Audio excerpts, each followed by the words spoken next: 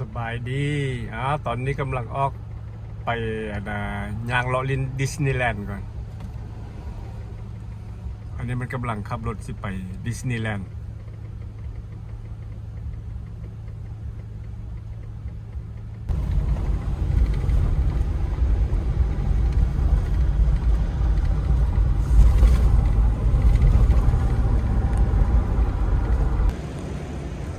อันนี้ก็ได้มายืนอยู่เมืองแอนาฮามนี่เป็นเมืองท่องเที่ยวนะเพราะมันเป็นบ่อนที่ว่าดิสนีย์แลนด์ม่องท่องเที่ยวคนมาเที่ยวเล่นดิสนีย์แลนด์นี่ก็เป็นชื่อเสียงที่โด่งดังอันนี้แม้แต่พวกโรงแรมพวกร้านอาหาร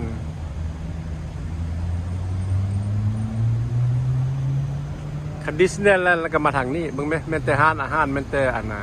โรงแรม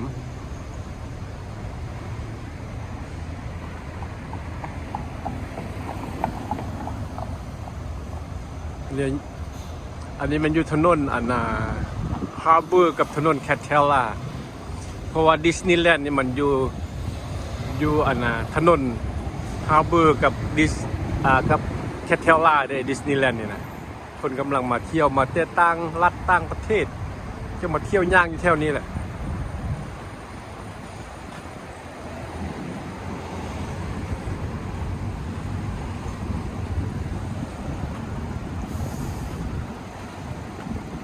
มีแต่ร้านอาหารมีแต่โรงแรม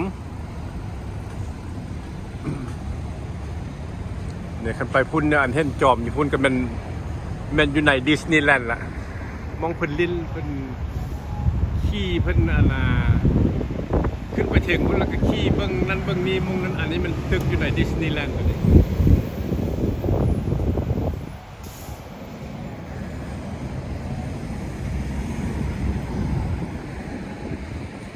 อันนี้ก็แม่นแต่ร้านอาหารหมดเลยฮะนี่แล้วก็ต่อไปก็เป็นโรงแรม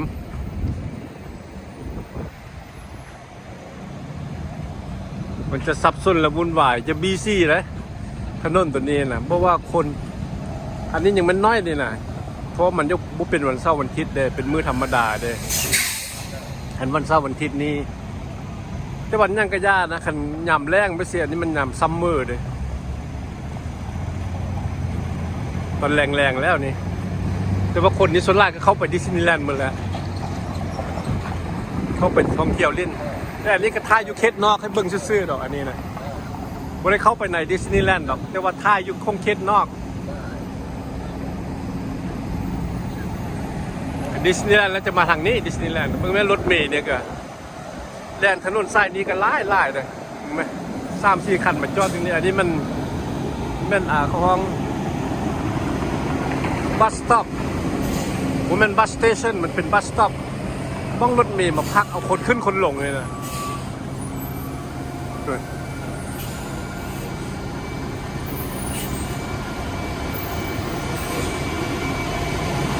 เอาไปละคนนี้เลย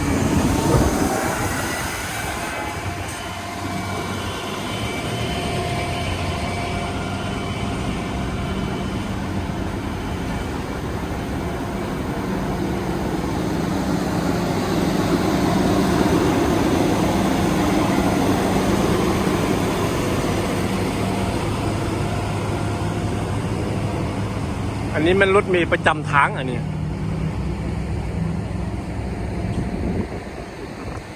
Orange County Transportation Authority มันเป็นรถเมล์แล่นประจำทาง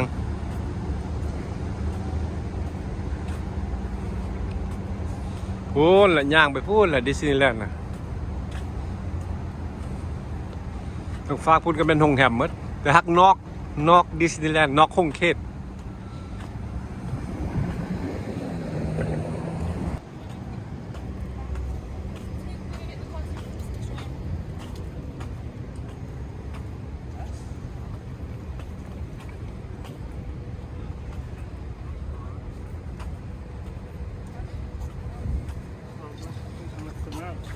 อันนี้นี่ก็เป็นโรงแรมอันนี้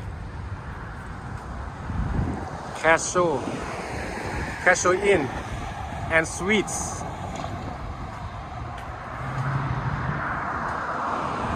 ตัวนี้ชื่อว่าแคสโซเพราะว่าโรงแรมนี่เพิ่นตกแต่งบ่ธรรมดาเบิ่งแล้วคือหอพระซาดนี่นะ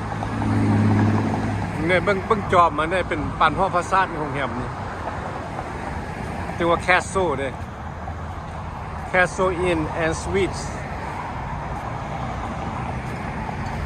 นี่เข้าไปในพุ่นน่ะนี่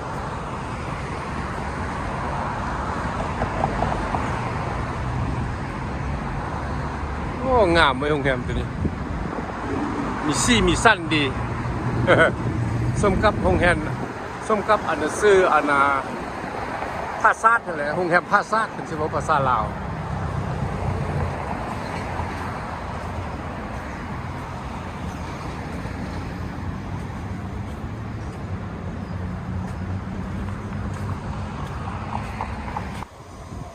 เนี่ยย่างมาฮอตตอนหน้าดิสนีย์แลนด์แล้วก็ห่มเย็นดีแล้วพวกเพิ่นปลูกต้นไม้เบิ่งนี่คือกุกมะข้ามเบิ่งนี่คือต้นข้ามแต่บ่แม่นต้นข้ามอ่ะนี่คือสิบ่แม่นคือซื่อๆใบมันคือไง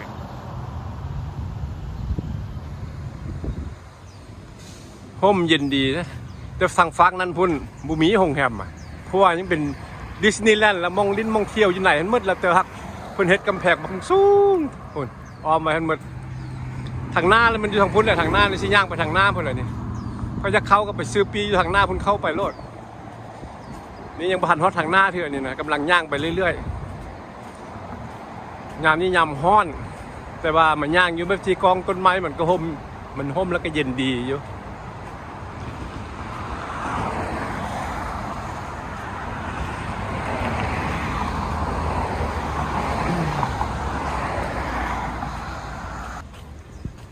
ทางฟากพุ่นนะมันดิสนีย์แลนด์แล้วเนี่ยตึกตัวนี้ก็มันตึกมองเข้าลิ้นมีแนวคีลิ้นอยู่ไหนฮะตึกตัวนี้ก็ดีแต่ว่าแนวลิ้นแบบนั้นกับบูฮูจะมีแนวคีอยู่ไหนวะเนี่ยเคยไปทีนึงแล้วก็10 กว่าปีผ่านมาแล้วล่ะลืมมันละคีนั่นคีขึ้นไปแล้วคือว่ามีไฟไหม้มีอย่างนี้แหละให้ตกใจเลยตึกตัวนี้นี่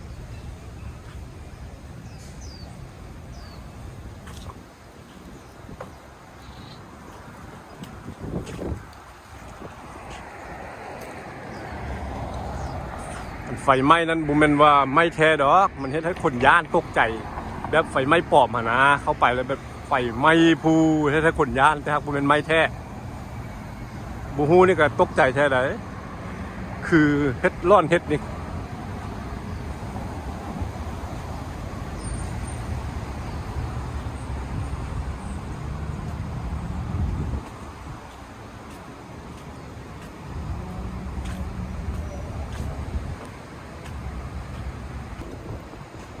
มาฮอตนี้แล้วก็เขาก็ห้องว่าดิสนีย์เวย์ถนนดิสนีย์เวย์นี่ก็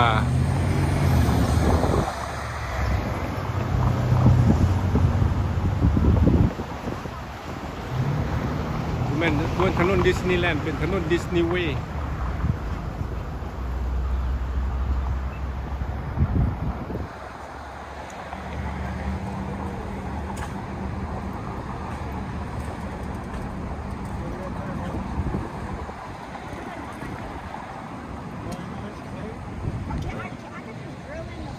ตึกนี้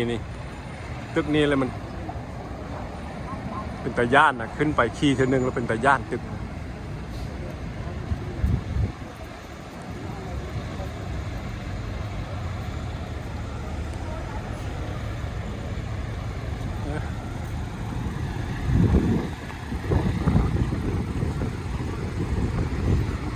เมื่อกี้ว่าจะข้ามไปทางฝั่งนั่นข้ามมาทางฝั่งนี้ก่อนก็ได้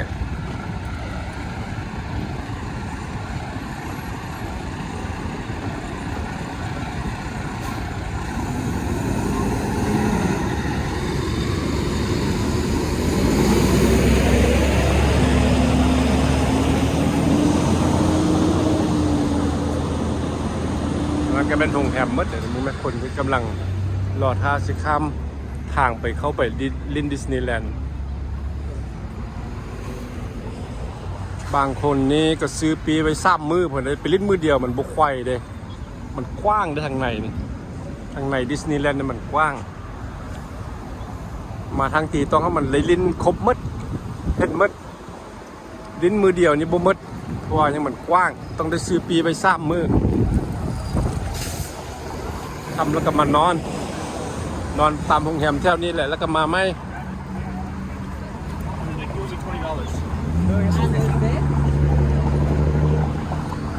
ในโมนีมันเอานกแก้วมาโซ่เนี่ยโอ้นกแก้ว3 ตัว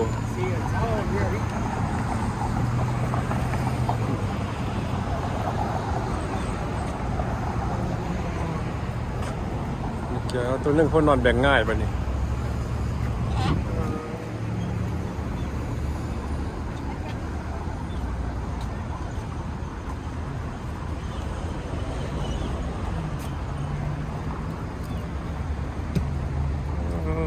งามเลยนกนี่หางบักยาว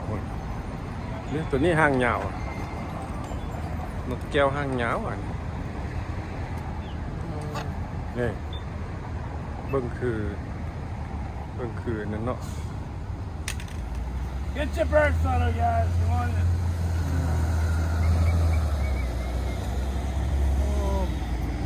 เบิ่งคือตัวแล้วตัวเบิ่งคือตัวแล้วสีมันงามวันอย่างสีมันงาม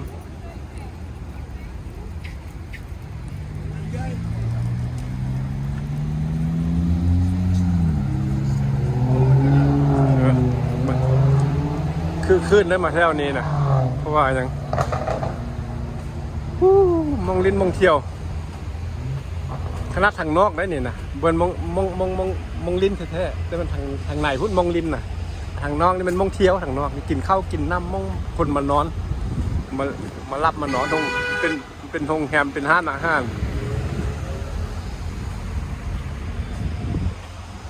แต่ไข่ยุ่นางยุ่นย่างยุ่นนอกนี่มันก็มีต้นไม้ห่มเย็นดี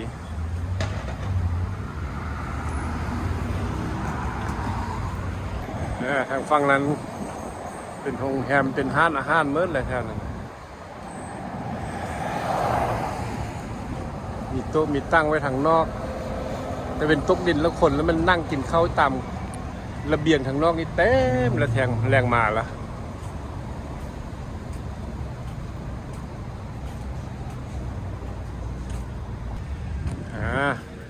ไกลจะฮอดทางหน้าละ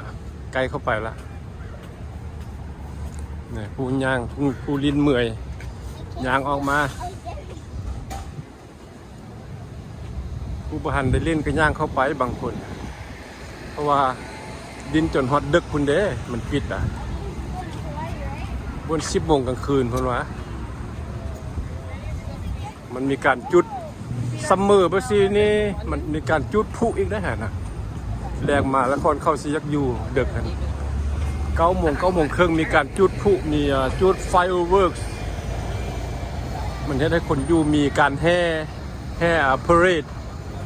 อยู่ในดิสนีย์แลนด์นี่บางคนเมื่อยแล้วก็ออกมานอกก้อนแรงมาเข้าไปอีกพอได้ซื้อปีอันจองไว้เลยเด้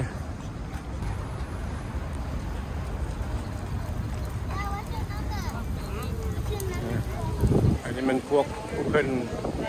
มาฮับมาส่งแล้วแล้วมันก็นี่เป็นพวกที่ว่าบุยักฝากรถมาฮับมาส่งคนเอามาลงนี่แล้วก็ไปแต่มองฝากก็มีอยู่บางคนเอารถมาแล้วฝากไปทางไหนพุ่นแหละเสียเงินค่าฝากได้เสียเงินค่าซื้อปีได้เข้าไปลิ้นอันนี้มันพวกที่ว่ามาส่งลูกส่งเต้าส่งพี่ส่งน้องส่งหมู่ส่งคู่แล้วก็เมื่อพวกเนี้ยถ้าเขาลิ้นนี่พอดยามมาแล้วก็มาฮับเอาแรงมากครับ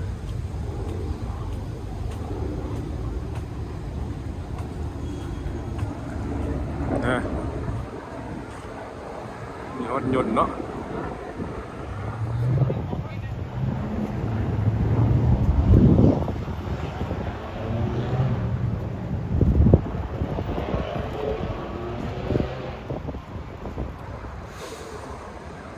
ฮอดแล้วทางหน้าเนี่ยบังดูฮอดทางหน้าแล้ว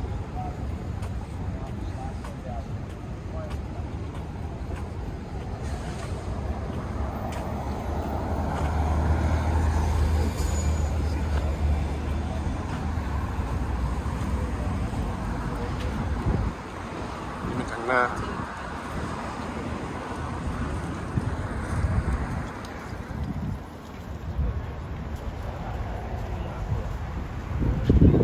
Disneyland Resort Disneyland Resort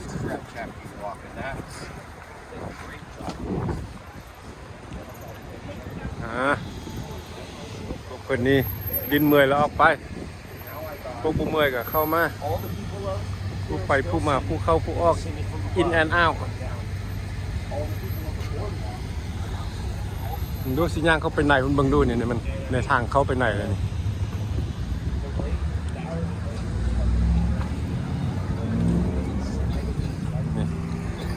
ผู้ได้เอารถมานี่มันก็บอกว่าไปจอดอยู่พุ่นนี่มองธีมพาร์คดาวทาวดิสนีย์มองพาร์คคิงลอดไปอยู่พุ่นมันทางที่มันเข้าไปไหนพุ่นมันเข้าไปไหนเบิ่งก่อนนี่บางคนก็มีรถเมล์มาฮับเอาได้ทางฝั่งคนเนี่ยรถเมล์ของดิสนีย์แลนด์โดยเฉพาะนั่นนะมาฮับเอาเนี่ยรถเมล์ดิสนีย์แลนด์มาฮับเอาลูกค้าพวกที่ว่าจองโรงแรมแล้วก็จองรถเมล์มาฮับเอาไปรถบริย่างยากมันย่างแล้วมันไก่มันเมื่อยแต่บางคนนี่บ่จองที่โรงแรมแล้วก็ย่างเอาเข้ามาเบิ้งเด้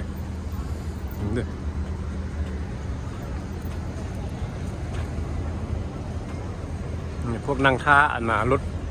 รถมีมาฮับเอาไปโรงแรมพวกนี้แล้วมันบริจองรถเมล์แล้วก็ย่างเอาพวกนี้ลิ้นแล้วก็ย่างออกไปนี่อันนี้แล้วก็ออกไปนอกพูดแล้วนี่นะแล้วก็ย่างตามหนทางไปลอกกินอาหาร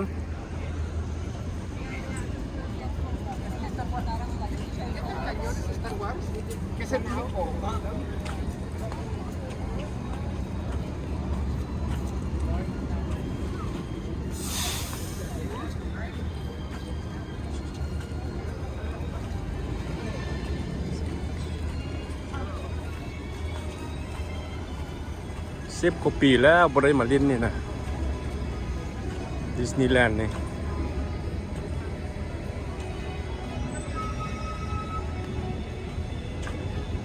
ม่วนใจเลยมันย่างลินนี่เพราะว่าเดี๋ยวนี้นั้นปีมันคือว่า10 แพงแล้วเดี๋ยวนี้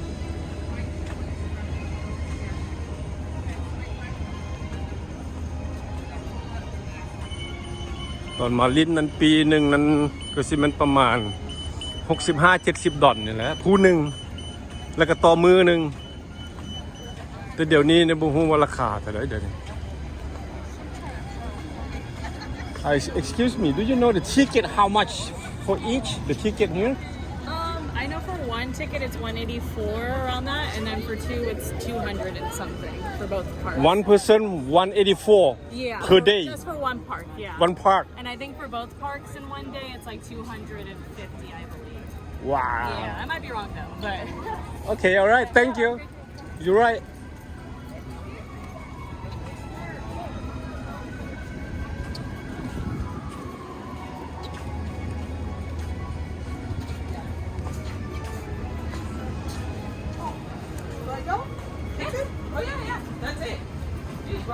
Yeah, they have K9 too. Look at this K9. Check out for the safety. That's pretty good.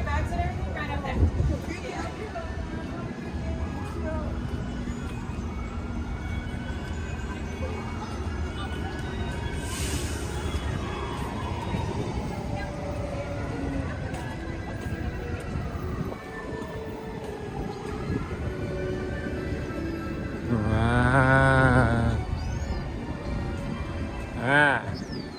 เอาไปเลยฮอตตัวนี้แล้วเหรอ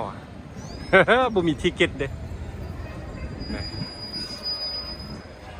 บ่มีทิเก็ตนะฮอตตัวนี้แล้วเด้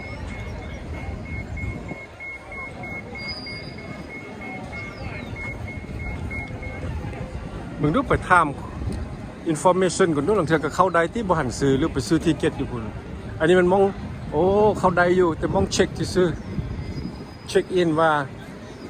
กดกระเป๋าเข้าได้อยู่